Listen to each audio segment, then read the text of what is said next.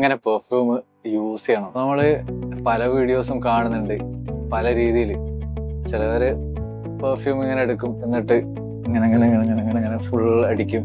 അതോ ചിലർ പൾസ് പോയിന്റിന് അടിക്കണമെന്ന് പറയും. ഇതിൽ ഏത് രീതിയിൽ അടിക്കണം? ആക്ച്വലി ഇതിനൊരു എക്സാക്ട് വേ ഇല്ല അടിക്കാൻ. It's your up to you. ഇപ്പൊ എങ്ങനെ അടിക്കണമല്ലോ. പണ്ട് കാലത്ത് നമ്മൾ കാണുന്ന അധികം ആൾക്കാർ ഇവിടെ ഒന്ന് ഇവിടെ ഒന്ന് ഇവിടെ ഒന്ന് ഇവിടെ ഒന്ന്. പിന്നെ നമ്മളിപ്പോൾ ഇത് യൂത്ത്സിലും അധികം ആൾക്കാരിലും ഇപ്പം കുറേ ഷോട്ടുകളുണ്ട്, യൂട്യൂബും കാര്യങ്ങളെല്ലാം ഉള്ളതിനെ കൊണ്ട്.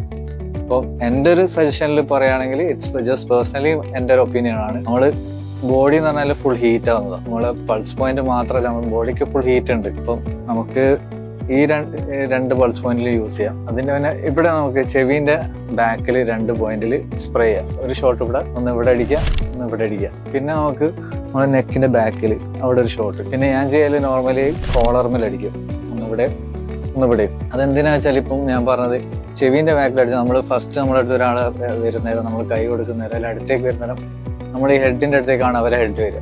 അപ്പോൾ അവർക്ക് ഒരു സ്മെല്ല് കിട്ടും. പിന്നെ നമ്മൾ ബാക്കിൽ ഒരാളുണ്ടെങ്കിൽ ബാക്ക് സൈഡിൽ നിന്ന് വരുന്ന പ്രൊജക്ഷന് നമ്മൾ നെക്കിൻ്റെ അവിടെ നിന്ന് പ്രൊജക്റ്റ് ആവും. പിന്നെ നമ്മൾ കോളറിന് അടിക്കാൻ പറഞ്ഞത് അത് നമ്മളെ പേഴ്സണലാണ്. നമുക്ക് റിഫ്രഷ് ആവണമെങ്കിൽ ഇതാണ് ഒന്ന് സ്മെല്ല് ചെയ്യാൻ നമുക്ക് അടുത്ത് ഇങ്ങനെ ജസ്റ്റ് ഒന്ന് ഇങ്ങനെ ആക്കിയാൽ തന്നെ നമുക്ക് ആ സ്മെല്ല് കിട്ടും, നമുക്ക് റിഫ്രഷിങ് ആവും. പിന്നെ ഞാൻ ചെയ്യല് 2 സൈഡ് വേസിൽ ഇങ്ങനെ അടിക്കും. അതായത് ഇവിടെ അല്ല, സൈഡ് വേസിൽ 2 സൈഡ് വേസിൽ ഇങ്ങനെ അടിക്കും.